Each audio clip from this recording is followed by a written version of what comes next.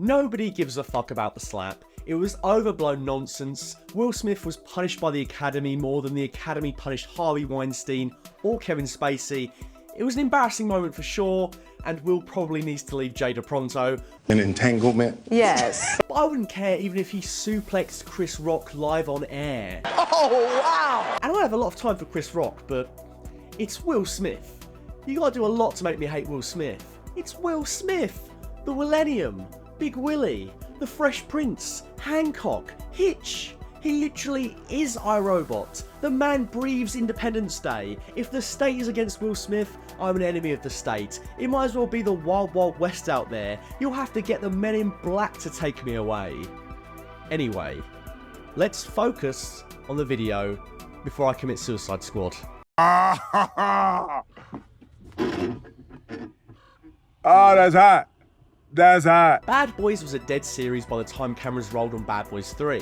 Will Smith and Martin Lawrence were no longer boys, but boys to men, and men becoming wolves. The last time was all the way back in 2003, tastes had potentially changed, purebred action movies had been replaced by sprawling cinematic universes, and director Michael Bay had busied himself with Autobots and ambulances.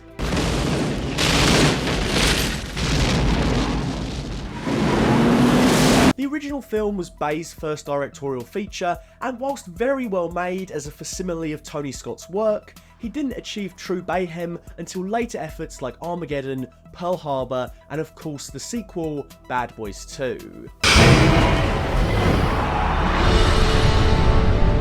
Bad Boys 2 is what made the series. Bad Boys 2 is what everybody thinks about when they think about iconic Bad Boys moments. Whether it be shooting clan members, dodging cadavers, or the defamation of Reggie. Good time. You ever made love to a man? No. You want to? Poor sod. Bad Boys 2 ends with an assault on a small Cuban island. It goes about as balls to the wall as you could want. It would be nigh impossible to top the craziness and the bayhem, especially when Michael wasn't set to return in the chair. It's called bayhem for a reason. Nobody does it quite like him.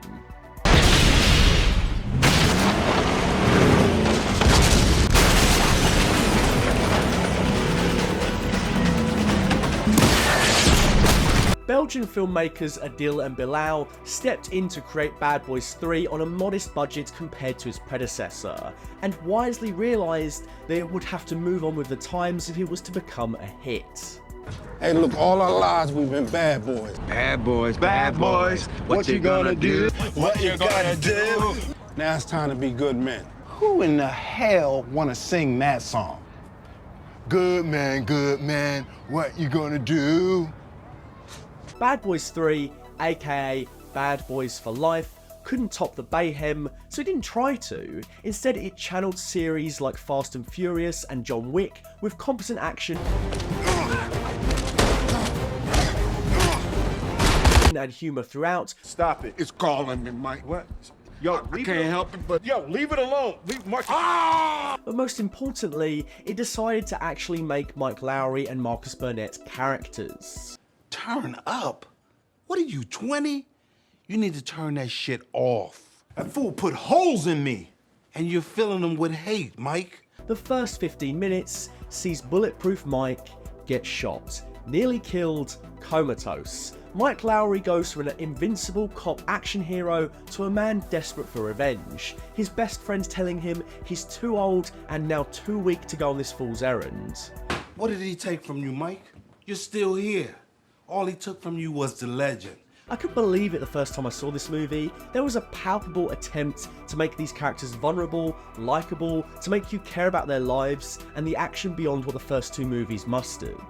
Dump my ass out in the street, and you ain't gonna do shit. How dare you, man? I wiped the drool off your chin, Mike. And it was better for it. I know this is a hot take because people love the Bay stylings of the first two, but I think Bad Boys for Life is the best Bad Boys movie. It has the most concise and emotionally driven story, it's just as funny as the originals, and the action, whilst less chaotic, is still really good.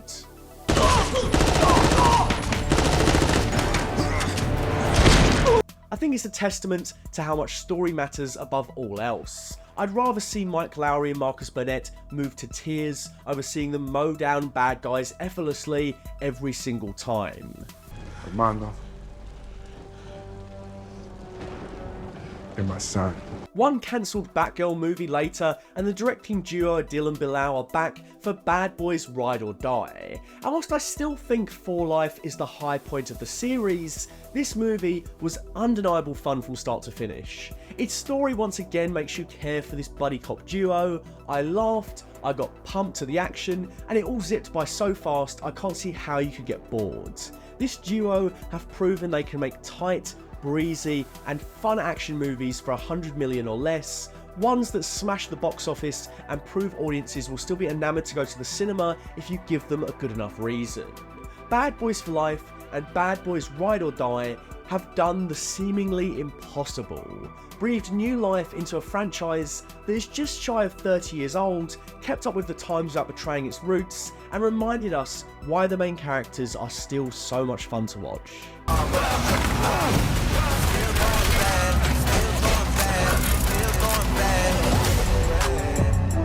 This movie follows a similar structure to the last one, with the pair speeding down Miami streets to get to a family event rather than an action scene. It also saw one of the bad boys narrowly beat death in the first act, pushing them forward for the rest of the movie. Whilst I don't think Marcus's heart attack was as strong a hook as Mike's bullet-riddled murder, this movie didn't necessarily need to be as definitive in having a body count. The death of Joey Pants' captain in the last movie solidified the stakes there, but here the moment to kill off a beloved character midway through would have probably killed the fun. You know who I'm talking about, but more on that in a bit. You ate my snacks, didn't you? You need to get a job. I'm a U.S. Marine, sir. Well, then you need to deploy. The stakes are lower, but that doesn't mean this movie's story doesn't build off the last one in a neat way. Again, it's trading in fast and furious currency by putting the theme of family front and centre. I also enjoyed the central conceit that the bad boys are on the run for this adventure. We got two suspects, Lowry and Burnett. Within that, the new Bad Boys movies also managed to do the seemingly impossible on a smaller scale, in that I don't hate any of the newer, younger supporting characters. What you gonna do? What you gonna do when we come back? No. Yeah, and you fucking up the lyrics, which take a long time to learn. I think that has a lot to do with the fact that the newer characters are contextualized well within the story. Mike Lowry does not appreciate ammo as the new kids on the block, using their cryptic millennial ways to get the job done, but he comes to respect them by the end of the third movie. Feel better when they're here. Yeah, me too. The younger guard worked because they weren't part of the movie just so the producers could promise a spin-off down the line. They were there to push the main characters and highlight the idea that they are getting older and more vulnerable. The other new younger character that was introduced stretched credulity, but just about worked. This is some real telenovela shit. Armando was a powerful villain who kicked all kinds of arse in for life,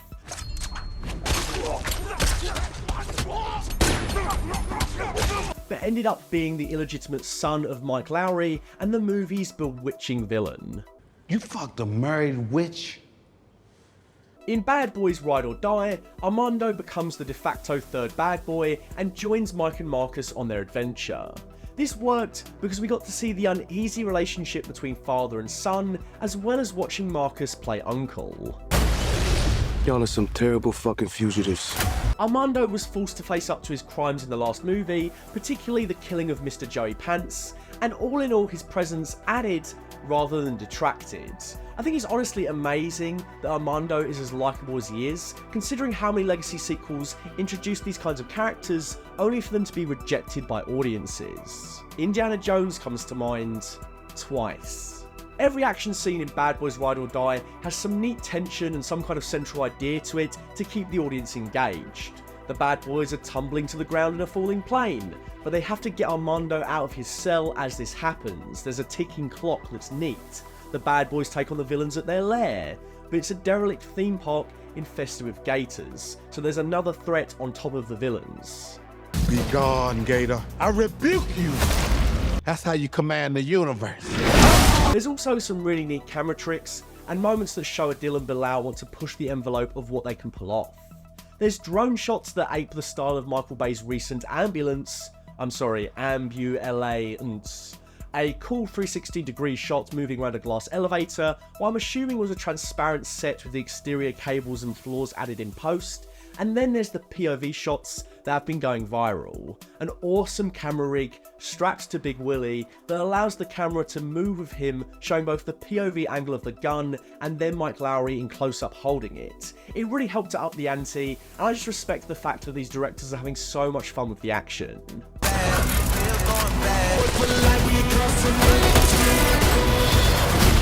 It's not just coverage, and it's not just merely trying to replicate Michael Bay to a lesser extent.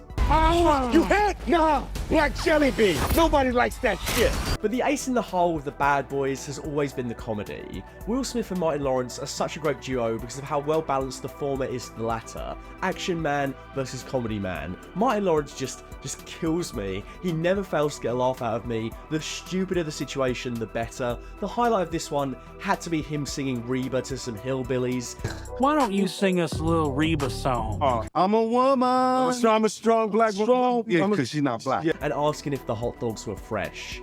Are those dogs fresh? Put them in yesterday. Give me one, put some relish on that motherfucker. Very relatable. My guy doesn't miss a beat after hearing those dogs are very much not fresh, and who can blame him really? Sorry, sir, but I gotta go. The unexpected magical realism of Joey Pants was something I did not think would work, but it only added to the fun. Cap helped them from beyond the grave with humorous video messages, Fuck! Fuckers! Fuck them all! but also appeared in a few key moments and felt like he truly was reaching out from the grave. Any excuse to keep Joey Pants in this, honestly, whilst it was the right decision to kill him off in the last movie to up the stakes, it feels like there is a slight tinge of regret from the filmmakers. Just bring him back as a Force ghost, who cares? Eat beef and sausage by the fucking carload. But the real MVP of the whole movie has of course got to be Reggie. What an arc to see him go from bullied teen to father and husband of the year to John Wick in this one. Reggie Wick laid waste to the bad guys in the movie's most unexpected, awesome, and ultimately hilarious scene. It felt so earned for Mike and Marcus to step aside and let Reggie control the damn barbecue at the end. If this is the last movie, it feels so right for the final shot to be this man smiling away. What a ride it's been with this character. City, city, bang, bang, motherfucker. One thing that I didn't necessarily dislike, but thought was odd, was the character of Rita. She was introduced as a will they Smith won't they Will Smith in the last movie, and that feeling continues here, especially when her husband Mr. Fantastic turns out to be a bad guy. But by the end of the movie, Mike is still happily married to someone else, a marriage that was underdeveloped compared to the Mike-Rita situationship. I'm wondering if they're playing the long game with this one, and the two will finally get together in Bad Boys 5. As it stands, she lost her husband and Will got a new wife, so I guess she's just by herself. I think the new age Bad Boys movies have come in at a time where the fun of Fast and Furious has waned. It provides the fun and the action of those movies, but way more heart in my opinion. I haven't cared about Dom and the gang like I care about Smith and Lawrence's characters since at least 2015. Really, my only criticism of Bad Boys Ride or Die is the title. In retrospect, it now seems even sillier that the third one is called For Life. When that movie came out, everyone and their mums were saying it was the obvious pick for a fourth film, Bad Boys For Life.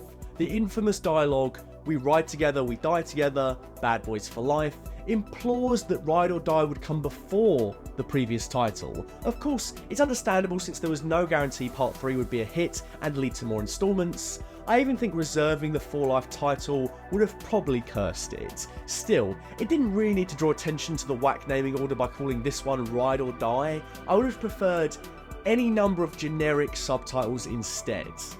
Bad Boys Resurrection, Bad Boys Forever, Bad Boys Into Darkness, Bad Boys Endgame, The Last Bad Boy, Bad Boys and Robin, Bad Boys Reloaded, Bad Boys Revolutions.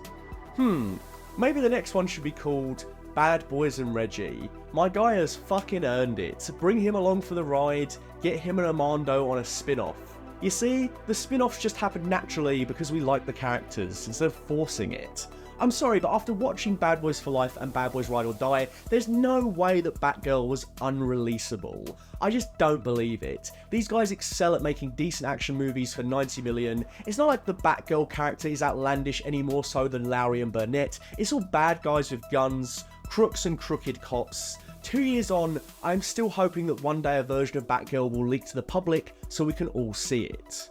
No disrespect to producer Peter Safran, but I have a hard time hearing Batgirl was quote-unquote unreleasable when The Flash came out with that final scene in the multiverse, or that recent image of Superman that just dropped looking like AI. I mean, you want to talk about unreleasable, look at that. Good lord. If you like the last film, or you like the original films from the 90s and 2000s, then please go check out Bad Boys Ride or Die. You'll have a great time, and we need to get bums in seats in the cinema. We need to keep it rolling. If you want to hear more about Bad Boys Ride or Die from me, or about the latest episode of Doctor Who Rogue, then please go to Patreon to check out the Full Fat Podcast. I also just finished a short film that I wrote and edited and my good friend Charlie directed, and that is now up on Letterboxd, and there is a trailer at invasion-short.com, so if you would like to add it to your watch list or watch the trailer, then please check it out. As always, a big thank you to TDW Fan and Dr. Chike for keeping the lights on, for being my Full Fat tier patrons. Thank you very much.